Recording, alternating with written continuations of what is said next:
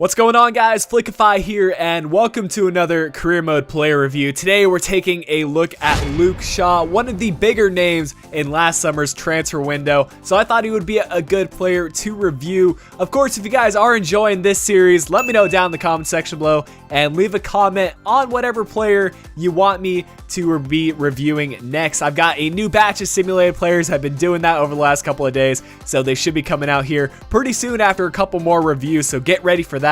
And let's get into the review.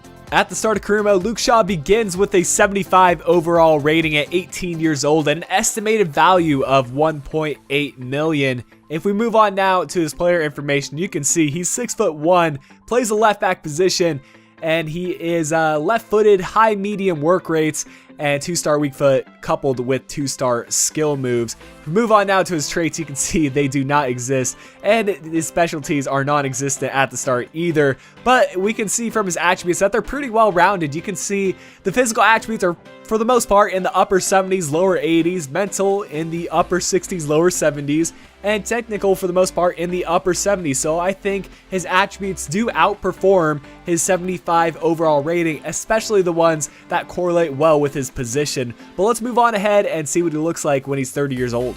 Luke Shaw manages to get some insane growth by the time he reaches 30 years old and reaches an overall of 86 with an estimated value of 35 million.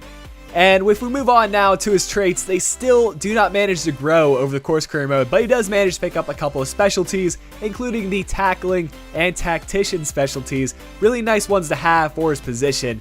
And at his attributes, you can see not too much growth in the physical department, but a lot of growth in the relevant areas in the technical department. You can see sliding tackle 92, marking 85, standing tackle 91, short passing very important for a left back 84, and crossing also very important for a left back at 87. So I think the stats that are most relevant to his position are pretty strong, and they are definitely higher than his 86 overall. But let's move on now to the clips, and I'll talk a little bit more about his pros and cons. Going into this review, I had very high expectations for Luke Shaw because he's been basically the best English left back for the last couple of FIFAs, so I expected him to be no different in this FIFA.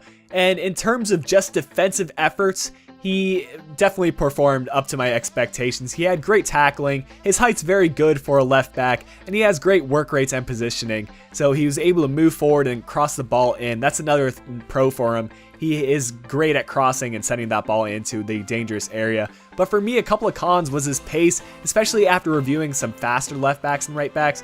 Luke Shaw just wasn't as quick as I'd like.